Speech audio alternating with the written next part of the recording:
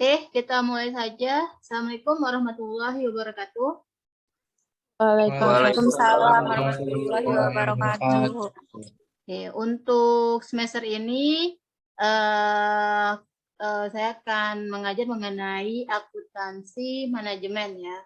Akuntansi manajemen strategi. Nah, karena di manajemen sebelum-sebelumnya saya ngajar di akuntansi ya, mengenai akuntansi manajemen.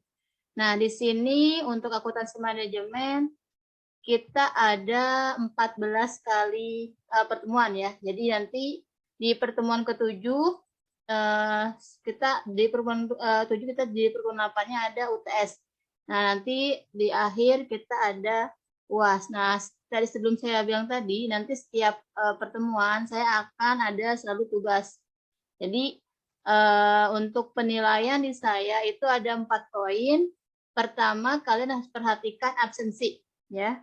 Absensi, kemudian tugas, UTS dan UAS. Nah, tapi poin yang besar yang saya sangat perhatikan itu di absensi dan tugas ya. Karena kalau saya ngandelin atau mengharapkan nilai UTS sama UAS itu hasilnya tidak bisa mengangkat, makanya saya ngangkatnya itu di absensi dan tugas ya. Walaupun tugas nih kalian kerjain walaupun nilainya di bawah standar, tapi saya akan ada nilai lebih untuk nilai pengumpulan ya. Jadi poin untuk penilaian di saya itu 2, absensi dan tugas ya. Nah, untuk absen di pagi tadi saya sudah jelaskan juga, karena pagi saya tidak bisa tatap muka via Zoom, makanya nanti saya akan share untuk saya akan record untuk perkuliahan yang malam dan saya share di YouTube. Nanti untuk yang kelas pagi silakan lihat apa materi-materi yang saya sampaikan, kemudian bisa untuk absensinya bisa nanti linknya saya share, bisa like dan subscribe YouTube yang saya untuk materi yang saya share ya kayak gitu. Oke, sampai sini ada pertanyaan nggak? Poin penilaian nanti, poin penilaian cukup ya. Nanti kalau misalnya di akhir perkuliahan, misalnya nilai udah keluar nih, kemudian ada yang komplain, Bu, kok nilai saya sekian gitu kan, tidak sesuai harapan mungkin ya. Nanti saya tidak bisa tidak nerima ini ya komplainan, karena di awal saya sudah bilang ya, saya sudah jelaskan di awal. Jadi nanti introspeksi diri aja ya, karena poin terbesar itu absensi dan tugas. Jadi kalau misalnya nilainya kurang yang kalian harapkan, jadi introspeksi diri. Jadi kalau misalnya nilai saya sudah share ke EDP itu udah sulit untuk saya koreksi lagi. Tapi kalau misalnya ada kesalahan di saya, misalnya absensinya, itu bisa saya koreksi, tapi kalian punya bukti pendukung. Misalnya, Bu, saya masuk sekian-sekian, ada buktinya nih. Oke, nanti akan saya bantu untuk revisi untuk penilaiannya. Oke, sampai sini gimana, ada pertanyaan? Ibu izin bertanya. Oke, silakan. Kalau misalnya di akhir, kan tadi kata Ibu kalau misalnya itu akan dibantu, tetapi kan kami tidak tahu perincian penilaiannya. Kalau misalnya kami meminta untuk melihat perincian penilaiannya, dibolehkan tidak, Bu? Ya, nanti saya share juga. Nanti nilai absensi, tugas, dan UTS UAS nanti saya share. Maksudnya bagi yang itu ya, yang minta ke saya ya. Tapi kan itu juga udah kelihatan kan di EDP juga udah jelaskan untuk poin-poin nilainya. Ya. Oke, paling ya. Paling untuk nilai itu miss-nya di absensi, mungkin sama saya tidak ke-record kayak gitu. Ya, jadi saya harap kalian juga punya catatan juga tersendiri mengenai absensi. Ya, khawatir saya nggak ke-record. Kalau kalian punya bukti, nanti kan saya juga bisa saya revisi. Ya. Oke, ada lagi nggak? Oke, Bu, izin bertanya, Bu. Oke, silakan. Itu buat absensi, di akhir ini ya Bu ya, akhir pelajaran ya Bu buat absen ya. Iya. Nanti saya akan jadi gini, kalau di Zoom ini kan 45 menit mati ya. Jadi nanti saya akan saya akan buka lagi, terus nanti kamu langsung join aja lagi gitu. Biasanya di akhir nanti saya akan absensi panggil satu persatu. Tapi yang tetap muka Zoom ya. Gitu.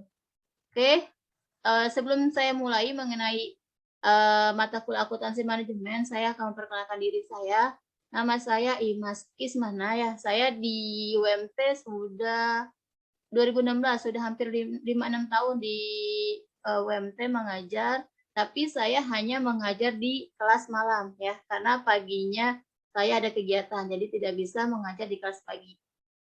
Oke, makanya saya kemarin tawarin ke kalian, kalau kalian nggak bisa gimana solusinya, tapi kita sudah nemuin titik temu ya, kalian juga sudah oke. Untuk kelas pagi, nanti yang tadi kita sudah jelaskan juga ya, prosedur-prosedur seperti apa. Oke, dari saya, perkenalan dari saya cukup. Kita langsung ya bahas materi-materi akuntansi manajemen dalam satu semester apa aja sih yang kita akan bahas ya. Oke, kemarin juga materinya sudah saya sudah share di grup. Kemarin materinya saya sudah share di grup. Bentar.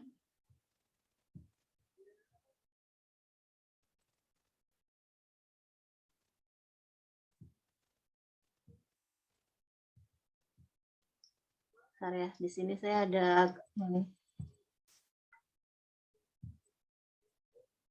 Saya akan share lagi karena tadi agak error.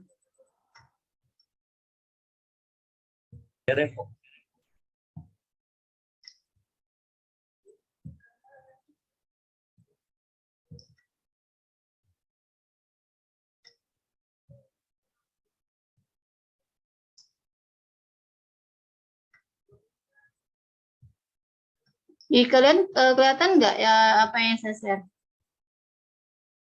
Kelihatan Bu. Kelihatan Bu. Tapi nggak bergerak ya? Kelihatan Bu. Ya, tapi nggak bergerak kan?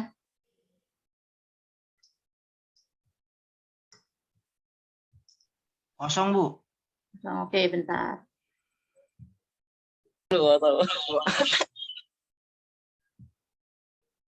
Oh ya, jangan lupa on kamera tutup ya.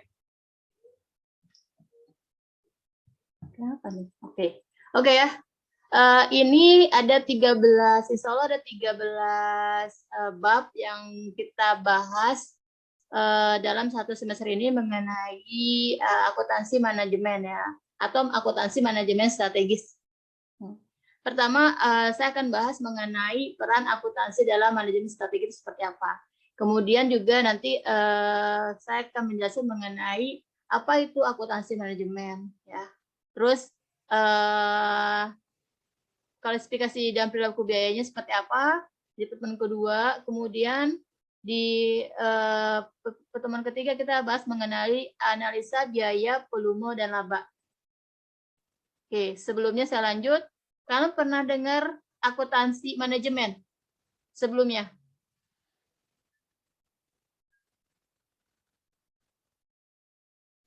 Belum, Bu. Belum Bu. Kalian sudah dapat mata kuliah akuntansi biaya belum? Udah Bu. Sudah. Akuntansi biaya. Udah ya, akuntansi biaya. Nah, kalau akuntansi biaya kalian belajar apa tuh? Apa? Akuntansi biaya apa yang kalian pelajari? Pencatatan. Pencatatan apa? Kalau akuntansi biaya apa yang dipelajari? Masih ingat nggak? Bu, kredit. Itu kok pengantar akuntansi. Yang akuntansi biaya kan lebih spesifik. Apa akuntansi biaya? Pembukuan kali. BOP Bu. Oke, BOP ya. Biaya operasional pabrik, terus ada biaya langsung, biaya tidak langsung, terus biaya tenaga kerja langsung, ya. Itu poin-poin di akuntansi biaya yang kalian sudah pelajari semester 3. Ya, benar nggak? Semester 3 kalian belajar akuntansi biaya. Oke, sekarang kita belajar mengenai akuntansi manajemen. Ya, apa sih bedanya akuntansi manajemen dan akuntansi biaya? Itu kan nanti saya akan jelaskan. Jadi sini saya akan lanjut, nanti di bab 4 kita bahas mengenai analisis biaya diferensial, kemudian nanti ada anggaran induk juga, anggaran laba seperti apa, terus penetapan harga jual produk dan harga transfer, kemudian ada target costingnya, akuntansi pertanggungjawaban, kemudian ada perencanaan dan penilaian kinerja manajemen, EVA dan resident income, kemudian ada BSC atau balance scorecard, terakhir ada memprediksi potensi kebangkrutan. Ya, tapi sampai dengan bab 7 nanti kita UTS ya. Selanjutnya bab 8 sampai 13 setelah UTS. Nah, kita kan biasanya bulan puasa ini libur ya, kalau UMT itu bulan puasa libur, jadi nanti untuk sebelum puasa paling kita sampai pertemuan ketiga ya. Setelah itu kita puasa off untuk FEB.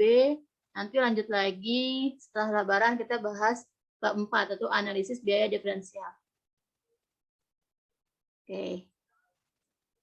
Nah ini jadi sebenarnya apa sih akuntansi manajemen gitu. Terus ada hubungannya nggak sih akuntansi manajemen sama akuntansi biaya? Nah, perusahaan itu dibagi 3, ada perusahaan dagang, perusahaan jasa, sama perusahaan manufacturing ya, atau pabrikasi. Nah, itu jenis-jenis perusahaan. Ya, ada perusahaan jasa, perusahaan manufacturing, dan perusahaan dagang.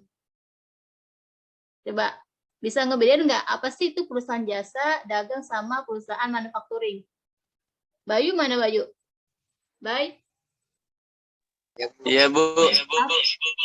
Apa bedanya yuk? Perusahaan dagang, perusahaan jasa, sama perusahaan manufacturing.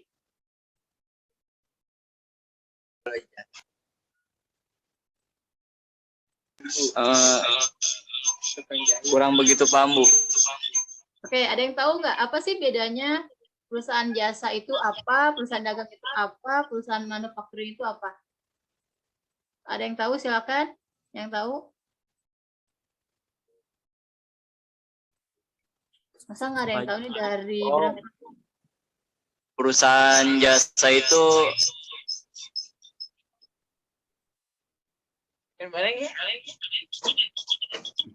sebagai sumber penghasilan yang menjual, Bu. Kalau perusahaan dagang itu yang mendistribusikan. Oke, manufacturing? Apa manufacturing? Yang membeli bahan mentah dan memprosesnya menjadi barang jadi dan menjual kepada konsumen, Bu. Oke ya. Jadi kalau perusahaan jasa itu bentuk usahanya itu dalam bidang jasa, misalnya kayak konsultasi, misalnya audit gitu kan, itu kan jasa. Terusnya kalau perusahaan dagang itu kayak misalnya kamu beli barang nih, kamu beli barang terus kamu jual, itu perusahaan dagang tanpa ada olahan lagi. Misalnya kalau perusahaan dagang tuh kayak misalnya Indomart, Alfamart, dia kan beli bahan atau beli barang, kemudian langsung dijual kan ke customer, itu perusahaan dagang. Nah, kalau perusahaan manufacturing itu kita beli bahan, ya beli bahan mentah, terus kita olah, kemudian jadi barang jadi baru kita jual, itu perusahaan manufacturing. Jadi kalau perusahaan manufaktur itu ada proses pengolahan dari bahan mentah menjadi barang jadi. Bedanya di situ. Kalau jasa ini barang yang kita tawarkan berupa jasa. Ya. Kalau dagang kita sebagai istilahnya itu hanya membeli dan mendistribusikan, itu perusahaan dagang. Nah, kalau manufacturing kita beli bahan mentah, kita olah jadi barang jadi, baru kita jual. Nah, itu bedanya perusahaan jasa, perusahaan dagang, dan perusahaan manufacturing. Paham nggak?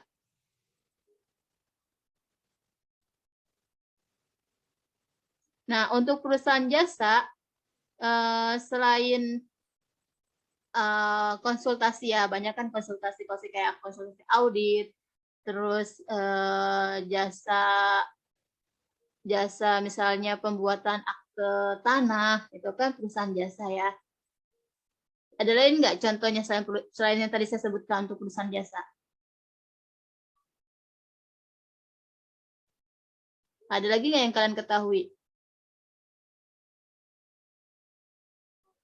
Putri? Kalau Oke, Bu. silakan Eki. kalau notaris, Bu, Ya, notaris. Dia kan menawarkan jasa ya, hukum ya, misalnya kayak gitu. Itu salah satu bentuk dari perusahaan jasa. Jadi kan sudah bisa membedakan ya, apa itu perusahaan jasa, perusahaan dagang, dan perusahaan manufacturing. Jelas ya? Genti, Bu. Kalau ekspedisi, Bu. Nah, ekspedisi apa tuh masuknya? Kurir. Jasa. Jasa. Jasa. Jasa, Bu ya. Ya, jelas ya? Oke? Kita buat perusahaan atau kita buat bisnis, tujuannya untuk apa sih ya? Tujuannya untuk menghasilkan laba atau kekayaan. Nah, pasti kan kalau kita mau usaha, mau bisnis, tujuannya untuk memperoleh laba atau kekayaan. Nah, di sini jelasin, apapun jenis dan ukuran perusahaan, supaya bisa hidup dan tetap bertahan dalam jangka panjang, atau istilahnya tuh berkelanjutan. Ya, perusahaan harus memiliki produk yang dibutuhkan masyarakat ya, agar tujuan perusahaan dapat tercapai, yaitu memperoleh laba. Nah, itu tujuan dari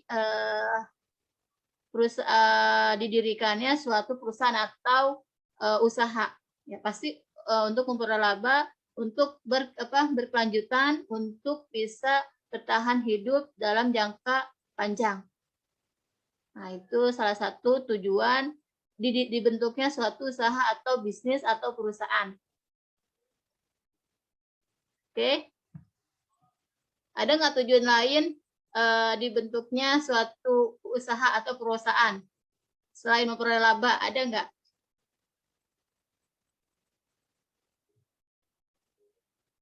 Ada nggak tujuan lain perusahaan selain memperoleh laba? Agung? Gung? Mana Agung? Iya, Bu. Hadir. Ya, ada nggak tujuan lain, Gung? Suatu perusahaan selain memperoleh laba, tujuannya apa?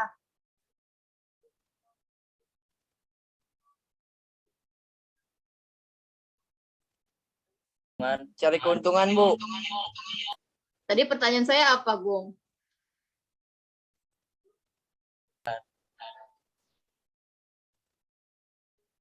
Mencari karyawan, Bu. Mencari karyawan. Oke ya. Jadi tujuan perusahaan atau bisnis ya, tujuan akhirnya hanya ingin memperoleh laba atau keuntungan.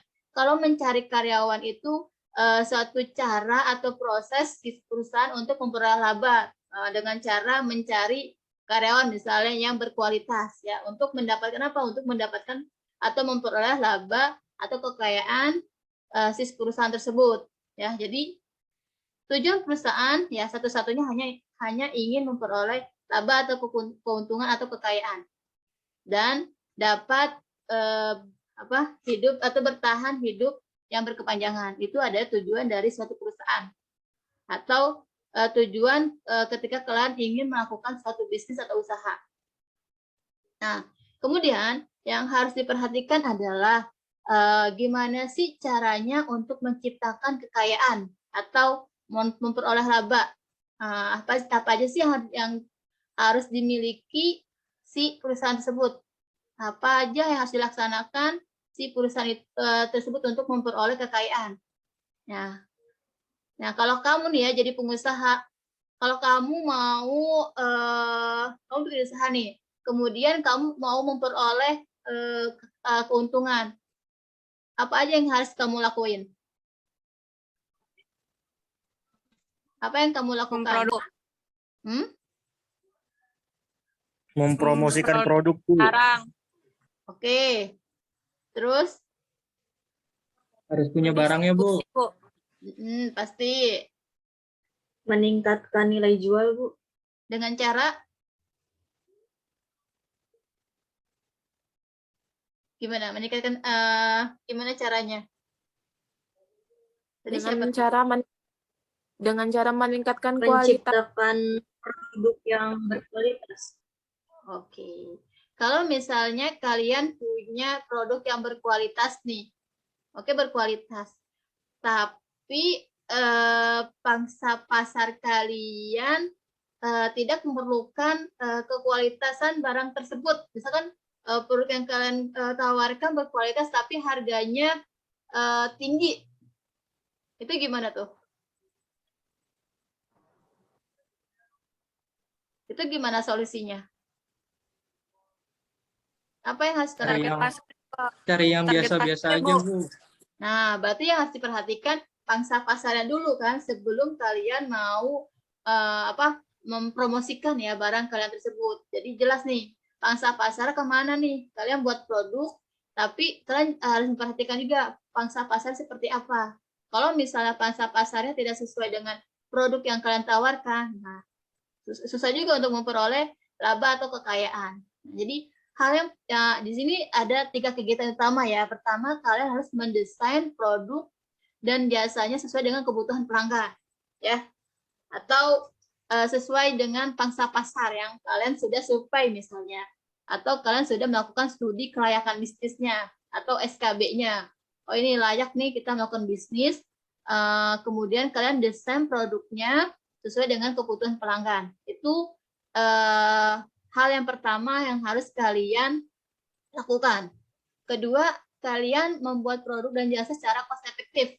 Cost efektif di sini yaitu dengan biaya yang sangat seefektif mungkin. Misalnya kalian membuat produk atau jasa jangan sampai melebihi uang yang kalian keluarkan ya lebih besar dari atau uang yang kalian keluar untuk menghasilkan suatu produk ini lebih besar dari pendapatan yang kalian terima. Nah, itu harus diperhatikan. Nah, jadi kalian harus tahu nih, misal dalam membuat satu produk, kalian harus tahu berapa sih biaya yang dikeluarkan. Nah, kalau kalian misalnya tidak punya rincian tersebut, kemudian asal jual aja, nah itu tidak ada istilahnya itu pencatatan di mana keuntungannya ya. Kalau kayak gitu, jadi kalian juga harus memperhatikan juga cost efektifnya. Jadi biaya yang dikeluarkan untuk menghasilkan satu produk minimal lebih kecil lah dibandingkan dengan pendapatan dari produk yang kalian jual tersebut. Nah, itu harus perhatikan. Nah, kemudian produk udah ada sesuai yang dibutuhin si pelanggan, kemudian dari produk tersebut kalian hanya membutuhkan biaya yang minim misalnya. Nah, di situ kalian kan bisa menentukan nih, dijual sekian dari biaya yang kita sudah keluarkan. Kalau misalkan untuk menghasilkan produk, kalian hanya mengeluarkan biaya 20.000. Kalian bisa menentukan kan harga yang dijual berapa, misalnya 50.000. Di situ sudah jelas kan kalian mendapat keuntungan 30.000. Nah, itu harus diperhatikan. Nah, barang sudah ada, kemudian produk sudah dibuat dengan biaya yang seefektif mungkin, kemudian tidak ada pemasaran. Nah, itu kan akan pincang juga ya, tidak akan terjadi namanya perolehan atau keuntungan. Makanya antara produk terus biaya yang seminim mungkin dan pemasaran ini sangat penting. Ada barang kemudian kita pasarkan. Kalau misalnya ada barang tapi tidak dipasarkan, nah, bukannya hal yang nggak mungkin kalau misalnya kalian punya produk tapi kalian nggak pasarkan. Bisa nggak? Mungkin nggak kejual tuh produk. Pernah ngalamin nggak kalian punya produk tapi kalian tidak pasarkan? Nggak bisa, Pernah nggak? Bu. Nggak bisa kejual. Ya kan? Apalagi sekarang kan zamannya udah teknologi. Banyak cara untuk memasarkan produk yang kalian buat ya. Udah istilahnya tuh udah sistemnya online semua. Jadi memudahkan kalian juga untuk melakukan pemasaran produk yang kalian sudah buat. Jadi untuk melakukan pemasaran pun sudah menggunakan biaya yang sangat minim, atau bisa jadi dengan adanya media sosial itu kan gratis ya untuk kalian memasarkan produk kalian. Itu sangat membantu sekali untuk kalian untuk memasarkan produk yang kalian sudah buat tersebut. Jadi yang harus perhatikan dalam suatu perusahaan untuk memperoleh kekayaan itu ada 3. Pertama, desain produknya harus sesuai dengan pangsa pasar atau kebutuhan si pelanggan. Nah, kemudian dalam membuat produknya ini harus ada biaya yang seefektif mungkin, ya. Terus ada pemasaran. Nah, agar ketiga kegiatan utama ini dapat dilaksanakan, nah, perusahaan ini membutuhkan sekumpulan sumber daya untuk menggerakkan roda organisasinya. Nah, kemampuan untuk mengolah berbagai sumber daya yang dimiliki membutuhkan informasi yang memadai. Nah, informasi merupakan konsep yang luas. Informasi yang dibutuhkan untuk mengelola sumber daya perusahaan secara efektif mencakup informasi keuangan dan non-keuangan, seperti produktivitas, kualitas, dan berbagai faktor kunci sukses bagi perusahaan. Jadi, untuk memperoleh yang tadi kegiatan tersebut, kalian juga harus memiliki istilahnya itu ada informasi keuangan dan non keuangan. Nah, informasi keuangan itu yang tadi saya jelasin, ya. Misalkan dalam membuat produksi, kalian butuh bahan-bahannya ya. Nah, bahan-bahan ini berapa sih harganya gitu kan? Nah, itu juga perlu perlu kalian ketahui informasi-informasi seperti itu. Nah, non keuangannya ini yang tadi misalkan kalian melakukan studi kelayakan bisnis, ya. Yang dibutuhkan si pelanggan seperti apa sih kayak gitu. Nah, jadi untuk mencapai ketiga ini kalian membutuhkan informasi yang namanya informasi keuangan dan non keuangan. Jadi nggak hanya keuangan aja yang kalian butuhin, tapi non keuangan juga penting. Jadi saling berkaitan ya antara informasi keuangan dan non keuangannya. Oke, sampai sini ada pertanyaan?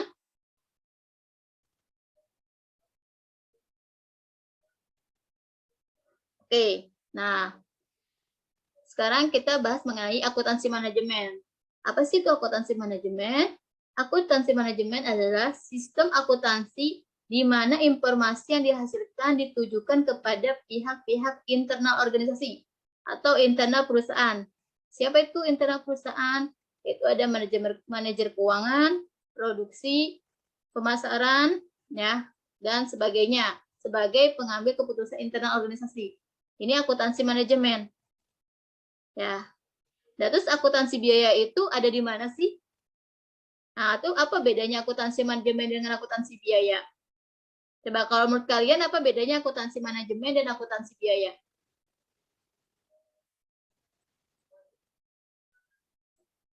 Kalau akuntansi biaya itu dibutuhin informasinya oleh manajer apa kira-kira? Keuangan, Ibu. Kayak BOP, biaya tenaga kerja langsung, terus biaya langsung, manajer apa? Keuangan, oke. Terus apa lagi?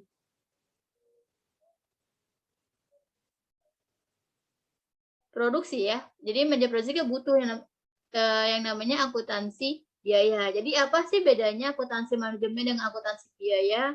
Nah, kalau akuntansi manajemen ini kan informasinya dibutuhin oleh pihak internal ya. Nah, akuntansi biaya ini bagian dari akuntansi manajemen. Ya. Terus ada lagi namanya istilahnya akuntansi keuangan. Ya, jelas ya. Ada akuntansi manajemen, ada akuntansi keuangan, ada akuntansi biaya. Kalau akuntansi manajemen, informasi yang dihasilkan ditujukan kepada pihak-pihak internal, organisasi atau perusahaan. Contohnya para manajer. Nah, kalau akuntansi biaya ini, akuntansi biaya bagian dari akuntansi manajemen, di mana informasinya dibutuhkan oleh manajer produksi. Kemudian ada lagi akuntansi keuangan. Nah, kalau akuntansi keuangan seperti apa? Ada yang tahu akuntansi keuangan seperti apa?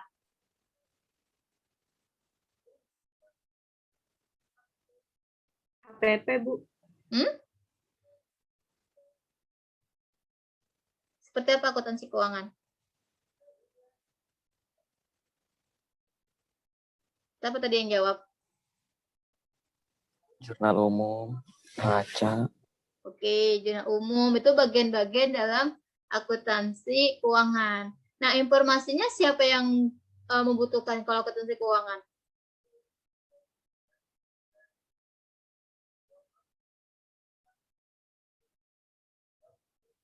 Kalau akuntansi keuangan siapa yang membutuhkan? Investor. Ya, investor. Investor itu kan pihak internal, pihak eksternal. Eksternal, Bu. Ya.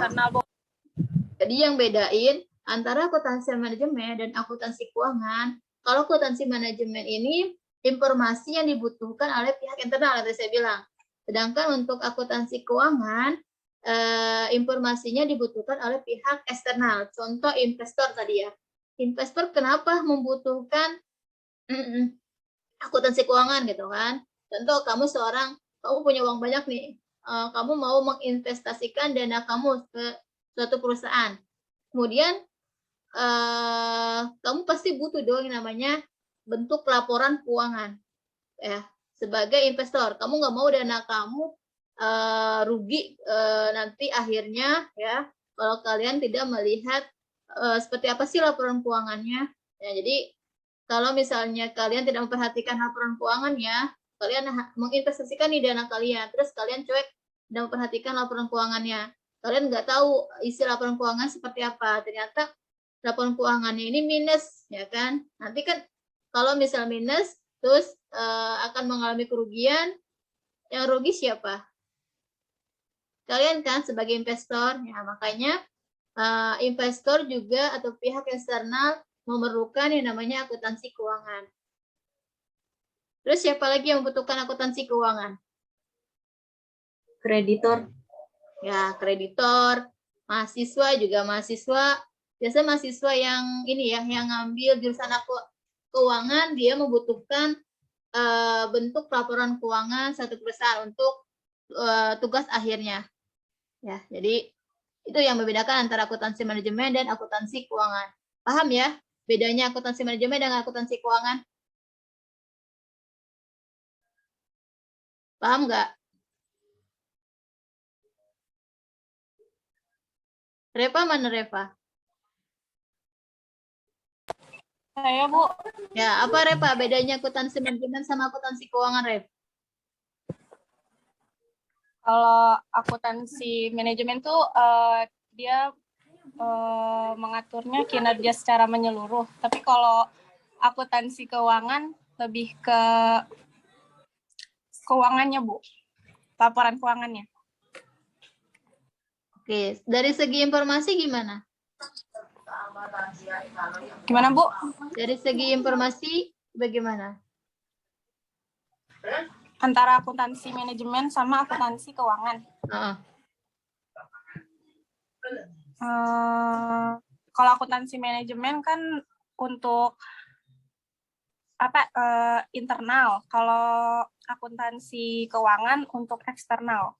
Itu ya, yang sederhananya ya untuk membedakan akuntansi manajemen dan akuntansi keuangan ya. Jadi contoh misalnya manajer keuangan ya, dia harus mengetahui nih informasi keuangan mengenai cash yang ada, ya cash flow yang ada. Kalau misalnya si manajer keuangan tidak mengetahui berapa cash flow atau keuangan atau saldo rekening yang dimiliki perusahaan, kemudian si manajer produksi oke ya.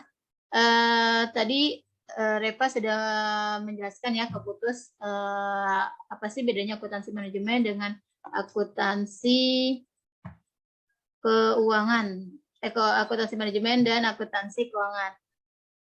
Oke, next ya. Tadi kan akuntansi manajemen itu informasinya dibutuhkan oleh pihak internal perusahaan, ya. Di mana pihak internal perusahaan itu ada manajer keuangan, ada manajer produksi, ada manajer pemasaran, kemudian ada controller sama top management. Nah, manajer keuangan ini membutuhkan segala jenis informasi yang terkait dengan aktivitas keuangan yang tadi sebelumnya saya sudah jelaskan, ya. Mulai dari biaya bunganya, tingkat pengembalian atas investasi, tingkat pengembalian modal, rasio utang dan sebagainya. Nah, oke. Lanjut ke foto yang tadi. Yang misal yang tadi saya sudah jelaskan, pihak manajer produksi ya. Tadi kan manajer keuangan harus tahu cash flow-nya perusahaan, saldo perusahaan ya. Untuk apa sih? Jadi si manajer keuangan ini membutuhkan informasi tersebut untuk apa sih? Jadi misalnya pada saat si manajer produksi membutuhkan bahan-bahan material gitu kan. Nah, pada saat membeli bahan material kan itu membutuhkan uang ya. Nah, kalau misalnya si manajer keuangan nggak tahu dananya di rekening, kemudian si manajer produksi membutuhkan bahan-bahan yang diperlukan untuk melakukan suatu produksi. Nah, kalau misalnya dananya misalnya ternyata saldonya kurang nih gitu kan. Nah, terus dari supplier misalnya tidak bisa memberikan secara kredit misalnya kayak gitu kan untuk memperoleh material tersebut. Nah, itu kan kalau seperti itu apa yang terjadi coba? Gimana? Mempengaruhi apa kalau seperti itu kasusnya? Paham nggak apa yang saya jelaskan tadi? Putri? Kurang paham, Ibu. Oke. Jadi misalnya gini, ada manajer akuntansi ya. Manajer akuntansi atau keuangan harus mengetahui cash flow atau harus mengetahui berapa sih saldo yang dimiliki perusahaan. Nah, itu informasinya penting yang harus dimiliki oleh si manajer keuangan. Nah, untuk apa? Misal ada kasus, si manajer produksi membutuhkan bahan-bahan atau material untuk melakukan suatu proses produksi. Nah, tapi bahan tersebut harus dibeli tanpa kredit misalnya. Kalau misalnya si manajer keuangan tidak tahu berapa saldo yang dimiliki si perusahaan, nah kemudian si manajer produksi ingin membeli bahan tersebut sangat urgent karena dibutuhkan untuk proses produksi. Nah, tiba-tiba saldo di rekening perusahaan ini tidak memenuhi untuk membeli bahan yang dibutuhkan tersebut. Kira-kira apa yang akan terjadi?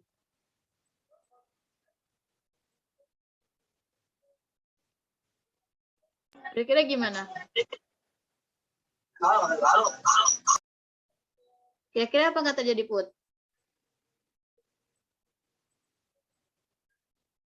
Putri Amanda? Tidak dapat memproduksi. Nah, akan proses produksi kan akan terhambat kan? Ya, akan terhambat karena bahan materialnya itu belum diperoleh kembali gitu kan misalnya. Itu kan akan menghambat proses produksi. Nah, pada saat menghambat proses produksi, itu kan bisa terjadi kerugian ya, kerugian suatu perusahaan. Nah, makanya pentingnya si manajer keuangan harus mengetahui informasi tersebut ya, informasi yang berhubungan dengan keuangan ya. Gunanya apa? Gunanya tadi yang kasus yang tadi saya jelaskan ya, supaya tidak menghambat proses produksi dengan adanya informasi keuangan tersebut. Nah, itu ya. Kemudian ada manajer produksi di sini. Nah, kalau manajer produksi ini dia membutuhkan informasi seperti biaya produksi totalnya seperti apa, biaya produksinya, terus jumlah biaya produksi ya. Ini manajer produksi membutuhkan rincian biaya-biaya seperti biaya produknya, terus biaya intinya biaya produksi ya. Ada biaya produksi total, terus per unitnya, terus biaya produksi berdasarkan metode langsung sama metode tidak langsungnya seperti apa. Nah, ini manajer produksi membutuhkan informasi seperti ini. Ya, untuk bisa dia melakukan suatu berupa budget atau anggaran terhadap biaya yang akan dikeluarkan untuk melakukan suatu proses produksi atau menghasilkan suatu barang.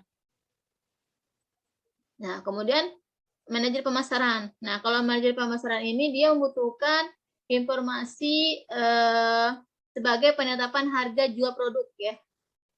Misal gini, si manajer pemasaran dia tidak tahu berapa biaya yang dikeluarkan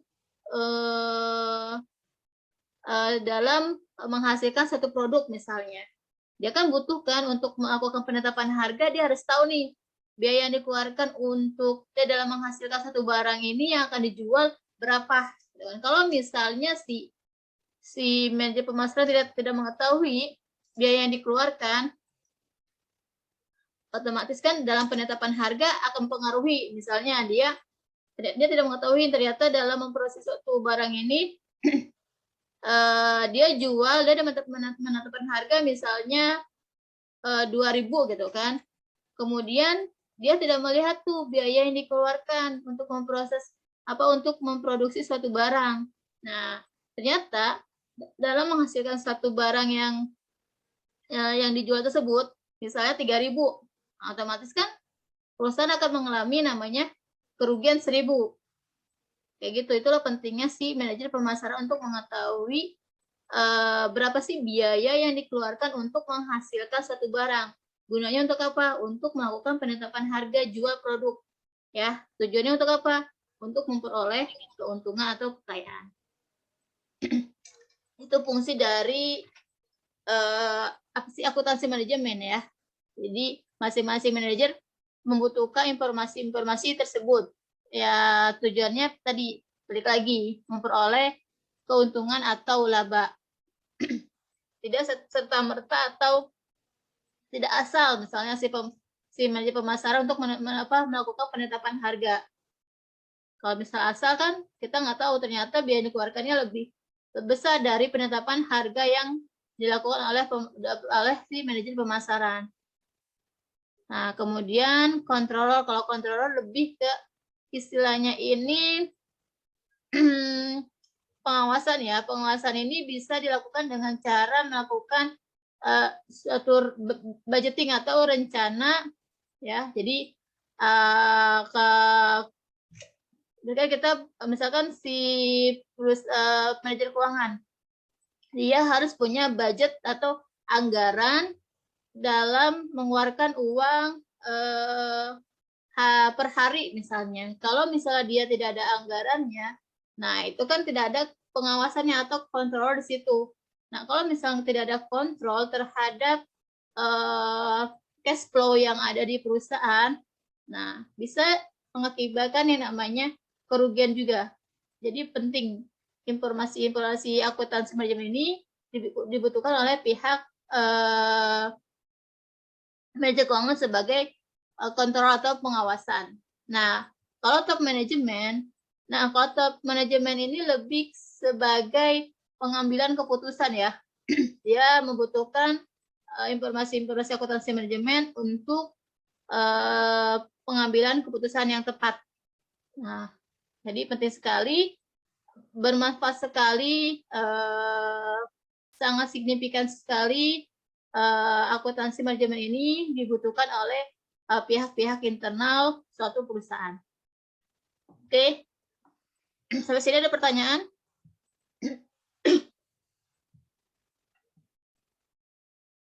Sampai sini ada pertanyaan nggak? Jadi bisa membedakan ya, apa sih gunanya, apa sih manfaatnya akuntansi. Kita belajar akuntansi manajemen gitu kan. Ya, karena kan tujuan di awal dari suatu perusahaan itu memperoleh laba atau keuntungan. Kita nggak mau, kita harus ada perencanaan ya.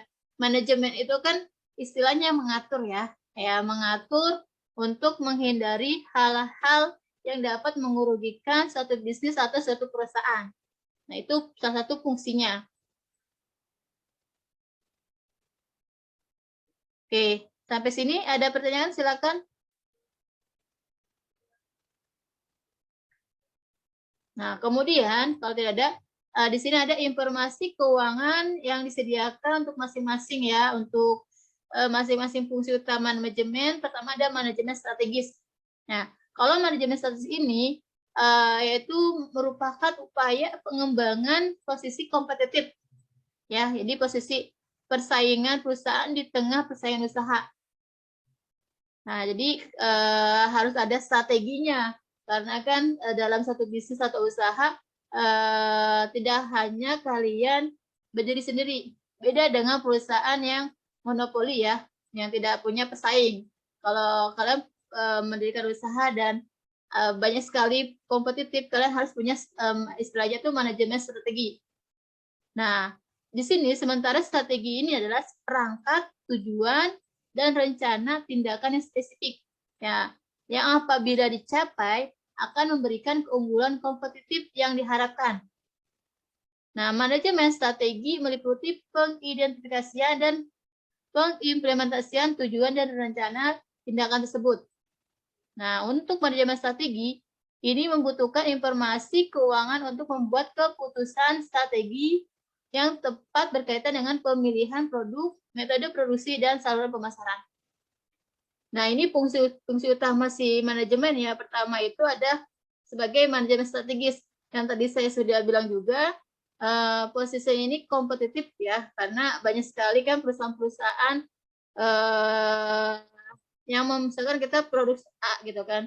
Tidak hanya perusahaan kita saja yang memproduksi produk A, tapi ada perusahaan B ya, yang memproduksi produk A. Jadi di sini diperlukan namanya manajemen strategis yang tadi untuk dapat sebagai pengidentifikasian dan pengimplementasian tujuan dan rencana tindakan yang sudah direncanakan di awal. Nah, kemudian ada lagi perencanaan dan pengambilan keputusan.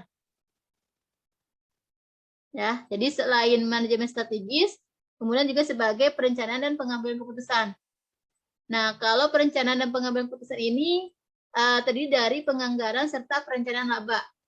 Kemudian ada pengelolaan arus kasnya, kemudian ada keputusan-keputusan lain yang berkaitan dengan operasi perusahaan. Seperti penganggaran pembelian bahan tadi kan, terus penjadwalan produksi, terus ada penentuan harga jual, perbaikan atau penyewaan atau pembelian aset. Nah, penting sekali kan? Dan tadi kalau misalnya tidak ada penganggaran pembelian bahan atau penjualan produksi, kacau balau gitu kan. Terus nanti akan mempengaruhi proses produksi. Jadi proses produksi ketahan ternyata cash flow-nya tidak ada atau uang saldonya di perusahaan misalnya berkurang. Nah, itu kan akan mempengaruhi proses atau kegiatan untuk menghasilkan suatu perusahaan. Dan ujungnya akan kerugian ya suatu perusahaan tersebut. Nah, ini penting sekali adanya perencanaan dan pengambilan keputusan yang tepat dalam suatu perusahaan tersebut. Nah, kemudian terakhir itu ada pengendalian manajemen dan operasi. Nah, kalau pengendalian operasi ini dia berlangsung ketika para manajer menengah, ya contohnya ada manajer pabrik, manajer produk, dan manajer regional memonitor aktivitas para pengelola di bawahnya. Misalnya para kepala departemen, supervisor, dan karyawan. Itu pengendalian operasi. Kalau pengendalian manajemen, ini terjadi ketika atasan manajer-manajer menengah seperti controller, ada si financial officer mengevaluasi para manajer menengah tersebut. Jadi tingkatan itu kalau operasi itu manajer menengah melakukan pengendalian terhadap aktivitas pengelola di bawahnya, misalnya supervisornya. Tapi kalau pengendalian manajemen ini dikontrol, dikendalikan oleh para controller atau chief financial officer. Jadi istilahnya itu untuk operasi itu lebih ke supervisor yang berhubungan langsung dengan aktivitas produksi. Tapi kalau pengendalian manajemen yang pengawas atau kontrol yang mengawasi si pihak manajernya. Itu bedanya ya. Jadi harus ada pengawasan juga dalam setiap lini perusahaannya. Kalau misalnya tidak ada pengawasan atau pengendalian terhadap manajemen dan operasi, ya Di sini akan mengakibatkan apa sih rencana yang sudah dilakukan tidak berjalan dengan sesuai atau tidak berjalan dengan lancar, dan ujungnya akhirnya lagi akan mempengaruhi terhadap laba atau kekayaan yang ingin diperoleh suatu perusahaan. Nah, terakhir ada penyiapan laporan keuangan. Nah, untuk penyusunan laporan keuangan membutuhkan informasi keuangan untuk memberikan informasi dan catatan yang akurat tentang berbagai aset, kewajiban. Jelas ya, kalau untuk laporan keuangan itu lebih ke informasi jelas keuangannya ya. Keuangan yang dimiliki si perusahaan itu dalam bentuk asetnya berapa, kemudian utangnya berapa, kemudian utangnya berapa. Nah, itu ada di laporan keuangan. Nah, dalam proses menyiapkan dan menyajikan laporan keuangan, manajemen perusahaan harus tunduk serta taat pada SAK atau PSAK yang berlaku di Indonesia. Jadi harus sesuai. Pencatatan laporan keuangannya harus sesuai dengan PSAK atau Pernyataan Standar Akuntansi Keuangan. Kenapa harus dengan PSAK? Karena laporan keuangan itu diakui jika dilakukan audit. Nah, audit ini berdasarkan PSAK atau Pernyataan Standar Akuntansi Keuangan. Kalau misalnya pencatatan laporan keuangannya tidak sesuai dengan SAK atau Standar Akuntansi Keuangan yang berlaku di Indonesia, nah laporan keuangan ini tidak diakui atau dinyatakan tidak sah oleh auditor. Seperti itu. Ya. Paham ya mengenai informasi keuangan yang disediakan masing-masing fungsi utama manajemen. Ada manajemen strategis, perencanaan, pengendalian, dan pengelolaan manajemen dan operasinya. Terakhir ada penyiapan laporan keuangan. Nah, dalam suatu bisnis, kenapa diperlukan yang namanya suatu strategi? Iqbal, mana Iqbal? Kenapa, Bal? Untuk apa, Bal? Diperlukan namanya satu strategi dalam satu usaha atau dalam satu perusahaan.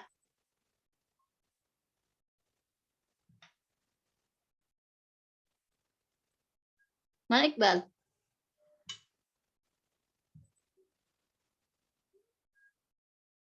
Ada Iqbal? Iqbal.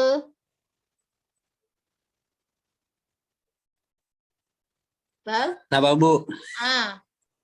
Kenapa perlu namanya strategi dalam berbisnis? Misal kamu punya usaha nih, terus kamu harus memiliki namanya strategi. Kenapa kamu memerlukan namanya istilahnya strategi atau strategi manajemen? Untuk apa kamu memerlukan itu? Nggak tahu, Bu. Nggak dengerin, Bu. Kamu ngapain, Ji? Bal? Lagi di tempatnya si Rudi, Bu. Ngapain? Dia buka kafe, Bu. Coba, menurut kamu deh, misal kamu punya bisnis nih, ya, kamu perlu yang namanya strategi ya untuk kamu memperoleh keuntungan. Kenapa sih kamu memerlukan strategi itu, Bal?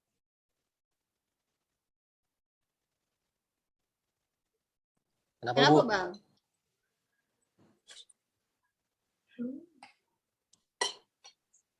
Kenapa, Bu? Kenapa? Kamu lagi tempat siapa itu? Tempat Rudi, Bu. Mat Rudi. Oke, dia kan punya usaha ya.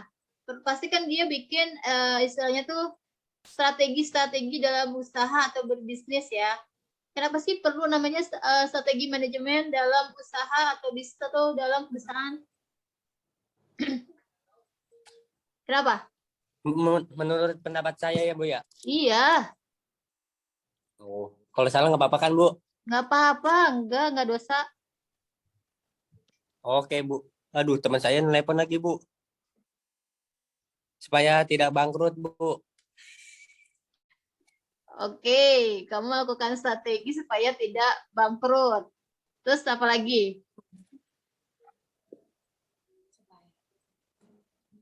Ada lagi nggak? Duh, bentar, Bu. Teman saya telepon. Supaya apa ya? Kalau lagi kuliah ya, walaupun kalian kuliahnya online ya, tolong yang diperhatiin ya. Walaupun saya nggak bisa ngontrol kalian nih, nggak bisa ngeliat kalian langsung. Jadi jangan salahin nih, nanti kalau misalnya saya bisa main nilai di situ loh. Apa, Bal? Selain supaya nggak bangkrut, Bal. Itu doang, Bu. Itu doang. Ada lagi nggak? Selain tadi kan Iqbal dijelasin tuh. Kenapa sih perlu namanya strategi manajemen dalam bisnis? Salah satu ujung-ujungnya, oke, supaya nggak bangkrut. Ada lagi nggak selain yang Iqbal jelaskan tadi? Yang Tadi lain bagaimana? katanya Mat Rudi dia tahu, Bu. Oke, coba siapa tadi? Mat Rudi. Oke, Mat Rudi mana? Iya, Bu. Nah, coba gimana? Kalau menurut kamu? Kalau menurut saya untuk mengatur jalannya suatu bisnis, Bu. Untuk Contohnya mencapai gimana maksudnya mengatur jalannya bisnis kan, di dalam bisnis itu kan kadang ada bagiannya masing-masing, Bu. Oke. Itu strategi manajemen itu diperlukan untuk mengatur orang yang bekerja di dalam suatu bisnis itu, Bu. Terus apa lagi? Udah gitu doang. Udah, Bu. Dan ujung-ujungnya untuk memperoleh keuntungan, bukan kebangkrutan gitu ya. Iya, Bu. Oke, siapa lagi tadi? Niki mau nambahin apa nih? Ya, selain dari kita harus memplanningkan ke strategi, harus berplanning ya untuk depannya. Ya, kalau misalnya mau buka usaha ya kita harus memperhatikan seperti kayak karyawan yang dibutuhkan tuh berapa aja sih, Bu, jumlah produksi bahan bakunya seberapa sih yang diperlukan, sewa gedungnya, sewa tanahnya, gitu aja sih, Bu. Oke, kalau kompetitor penting nggak? Penting banget, Bu. Nah, kan kita harus perhatikan juga pesaing-pesaing kita. Jadi untuk apa ya? Strategi yang kita lakukan juga untuk jangan kita kalah dari kompetitor atau pesaing yang ada seperti itu. Salah satunya seperti itu. Oke ya, cukup ya. Nah, di sini ada jenis-jenis strategi ya. Di sini ada strategi keunggulan biaya, ada strategi diferensiasi, ada fokus. Nah, ini ada 3 strategi yang digunakan oleh perusahaan. Nah, kalau strategi keunggulan biaya atau istilahnya itu cost leadership, ini strategi kompetitif yang menyebabkan perusahaan sukses dengan membuat produk atau jasa pada biaya yang paling rendah. Ya, ini salah satu strategi. Jadi perusahaan sukses dengan memproduksi produk atau jasa dengan biaya paling rendah. Itu strategi dia. Nah, kemudian ada diferensiasi. Nah, kalau diferensiasi ini adalah strategi kompetitif yang menyebabkan si perusahaan ini sukses dengan cara mengembangkan dan mempertahankan nilai unik ya yang dirasakan pelanggan.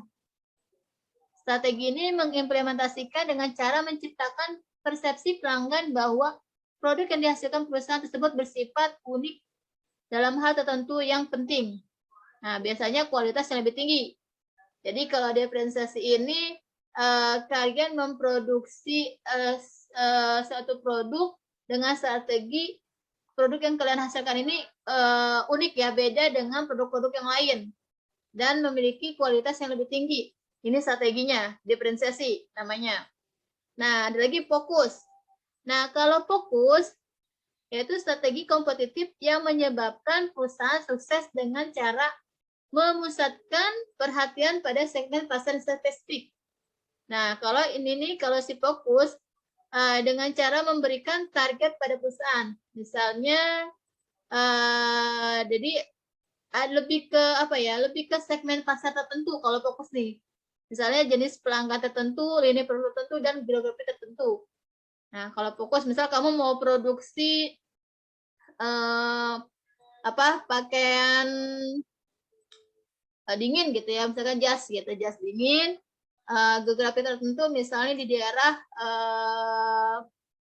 pegunungan kayak gitu, ini namanya fokus. Kemudian mau fokus membuat produksi misalnya sepatu boot gitu kan, untuk lini tertentunya seperti apa. Nah, ini lebih ke fokus. Jadi ada 3 strategi yang digunakan oleh perusahaan. Pertama ada strategi keunggulan biaya, diferensiasi, dan fokus. Nah, kalau menurut kalian dari 3 strategi ini, mana yang lebih efektif? Strategi keunggulan biaya, diferensiasi, apa fokus? Mat Rudi, kamu pakai strategi yang mana nih, Mat Rudi? Iya, Bu. Kamu pakai strategi yang mana? Tolong ya, on kamera ya.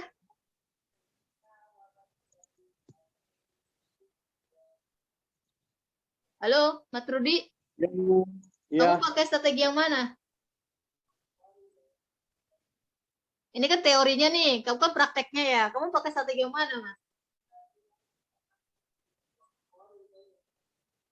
Yang fokus, Bu. Strategi fokus. Apa? Coba Fokus. jelasin. Karena strateginya hanya memusatkan di satu perusahaan. Kamu produksinya apa sih, Mat? Kopi, Bu, kopi. Nah, kan ini produk tertentu ya, kopi ya. Kamu berarti fokus ya ke terus pelanggan tertentu juga bisa kan? Itu fokus. Iya, Bu. Nah, kalau menurut kamu nih, Mat, dari ketiga strategi ini, mana yang lebih efektif, Mat? Keunggulan Menurut saya biaya. yang ketiga, Bu. Kenapa fokus?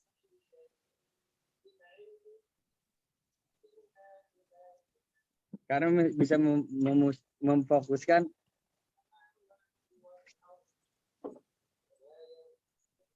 segmen pasar tertentu, Bu. Nah, jelas ya. Jadi kalian usaha nih, fokus. Tapi kalian juga harus memperhatikan segmen pasarnya. Contoh misalnya, kalian membuat produk jasa dengan biaya paling rendah ya. Otomatis kan biaya dengan biaya yang rendah, kalian jual juga dengan harga yang rendah. Tapi kalau misalnya kalian tidak memperhatikan pangsa pasarnya, kalian jual ke istilahnya tuh pelanggan tertentu yang high ya, otomatis kan produk kalian juga nggak akan dilirik tuh sama yang pelanggan tertentu tersebut.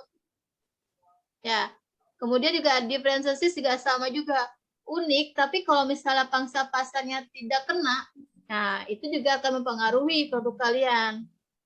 Nah, jadi sebenarnya ketiga-tiganya ini efektif, tapi tergantung dari pangsa pasarnya seperti apa. Ya, paham ya?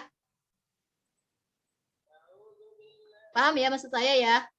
Jadi kalau kalian punya mau usaha nih, kalian mau pakai yang mana? Keunggulan biaya kah, diferensiasi kah, atau fokus kah?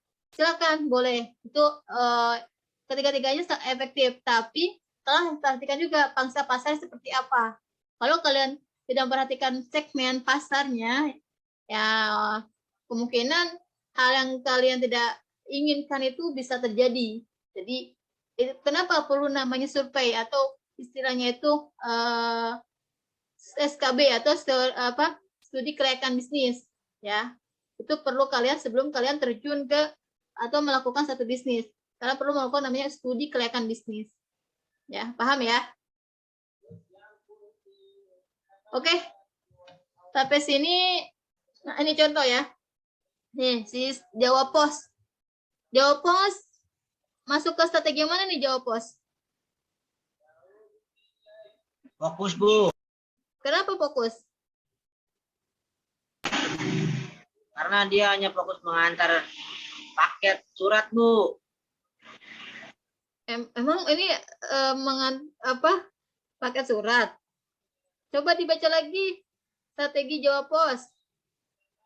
Kamu coba Jawa Pos menciptakan rule of the game yang baru yang tidak tunduk pada rule of the game yang telah dibuat Surabaya Pos. Koran, ini koran loh. Koran dikenal lebih dulu oleh masyarakat Jawa Timur. Jawa Pos muncul dengan gaya liputan yang berbeda. Gaya liputan ini adalah oleh Daslan Iskan disebut dengan new telling, satu gaya yang benar-benar baru dalam jurnalistik di Indonesia. Apa nih? Keunggulan biaya, diferensiasi atau fokus? Dia beda. Diferensiasi. Beda ya, unik ya. Jadi jawaban ini menggunakan strategi diferensiasi. Oke. Nah, kalau ini nih, Southwest Airlines, perusahaan penerbangan. Nah, ini dia pakai strategi apa? Ketika perusahaan penerbangan lain berlomba menawarkan berbagai fasilitas tambahan seperti in-flight entertainment, makan minuman, pelayanan sebelum, selama, sesudah penerbangan. Tapi si Southwest Airlines justru menguranginya, bahkan meniadakannya dan membuat segala sesuatu menjadi sederhana dan cepat. Ketika penumpang terbiasa dengan nomor tempat duduk yang telah dipesan terlebih sewaktu membeli tiket, Southwest Airlines justru menerapkan first come first serve atau siapa yang datang terlebih dulu bisa memilih tempat duduk sesukanya. Maskapai ini konsisten menerapkan biaya penerbangan murah. Oh, jelas ya. Apa ini? Kalau si Southwest Airlines, strateginya apa? Biaya. Strategi keunggulan biaya. Biaya. Nah, kalau Metro TV apa? Nah, ini nih. PT Media Televisi Indonesia atau Metro TV, anak perusahaan dari Media Group, suatu kelompok usaha media yang dipimpin oleh Surya Paloh, yang juga merupakan pemilik surat kabar media Indonesia. PT Media Televisi Indonesia memperoleh izin penyiaran atas nama Metro TV. Ya, jadi stasiun TV ini pada awalnya memiliki konsep agak berbeda dengan yang lain. Sebab selain mengudara selama 24 jam, stasiun TV ini juga hanya memusatkan acaranya pada siaran warta berita saja. Apa nih, Metro TV? Fokus, Bu. Nah, jelas ya. Jelas ya semuanya ya. Kalian sudah membedakan ya. Jadi, yang kalian harus ingat itu ada 3 strategi. Keunggulan biaya, nanti kalau kalian mau usaha ya, mau pakai yang strategi keunggulan biaya, diferensiasi, atau fokus. Nah, secara teori kalau sudah dapat, silakan nanti kalian aplikasikan ketika kalian ingin melakukan satu usaha atau bisnis. Oke? Nah, ini dia kegunaan informasi dalam pengembangan keputusan itu ada perencanaan, pengarahan, motivasi, pengendalian, dan penilaian kinerja. Oke, cukup. Sampai sini ada pertanyaan? Untuk pembukaan ya, pembukaan akuntansi manajemen, kita masih secara teori-teori, nanti perhitungannya belum. Nanti di minggu depan insya Allah ada klasifikasi dan perilaku biaya, kita akan bahas mengenai pengelompokan biaya seperti apa, terus perilaku biayanya seperti apa. Ya, yang kalian ketahui, coba biaya-biaya itu ada biaya apa aja sih? Kalau di akuntansi biaya, yang tadi saya sebutkan. Ada biaya Variable cost. Variable cost, Bu. Oke, variable cost. Biaya dibayar di muka. Oke. Biaya per head pabrik. Oke. Temannya variable cost apa lagi? Fixed cost atau biaya tetap. Ada biaya variable, ada biaya tetap. Nanti di minggu depan insya Allah kita akan bahas mengenai klasifikasi atau pengelompokan biaya dan perilaku biaya. Oke, cukup. Ada pertanyaan untuk hari ini? Kalau nggak ada, saya mau absensi ya. Ada pertanyaan nggak? Ibu mau nanya, Bu. Oke, silakan. Ini untuk matkul akuntansi manajemen ini hampir sama akuntansi biaya, Bu. Hampir sama. Yang dipelajari maksudnya hampir sama. Kan tadi saya bilang akuntansi biaya itu bagian dari akuntansi manajemen. Tapi paham ya? Paham ya? Iya, Bu, paham, Bu. Nah, jadi bagian dari akuntansi manajemen. Nah, tapi kalau akuntansi biaya ini khususnya, kalau akuntansi manajemen umumnya, paham? Jadi kalau akuntansi biaya hanya dibutuhkan oleh manajer produksi.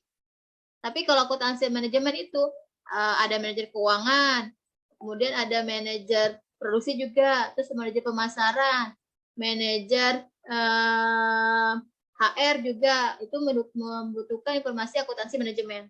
Itu bedanya. Ya, jadi akuntansi biaya bagian dari akuntansi manajemen. Akuntansi biaya ini khusus ya. Khusus informasinya dibutuhkan oleh si manajer produksi. Tapi kalau akuntansi manajemen ini umumnya semua manajemen membutuhkan informasi akuntansi manajemen. Paham nggak? Paham, Bu. Oke ya. Ada lagi nggak?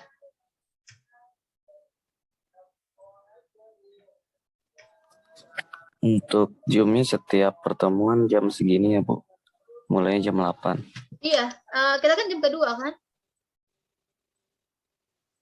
Memang jam pertamanya ada kelas nggak?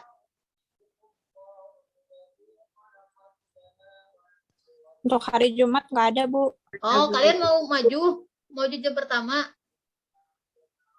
Boleh, Bu, kalau Ibu kosong. Oh ya udah boleh. Berarti kalau jam pertama jam 7 ya? Baik, Bu.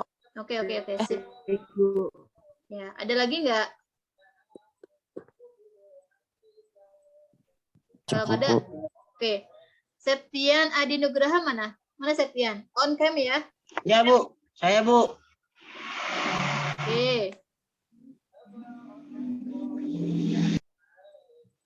Bayu, mana Bayu? Hadir Ibu. Oke. Agung Daud, mana Agung Daud? Hadir, Bu. Abdul Laptop Hafiz. saya nggak, Bu. Oke, Abdul Hafiz, mana Abdul Hafiz? Hadir, Bu.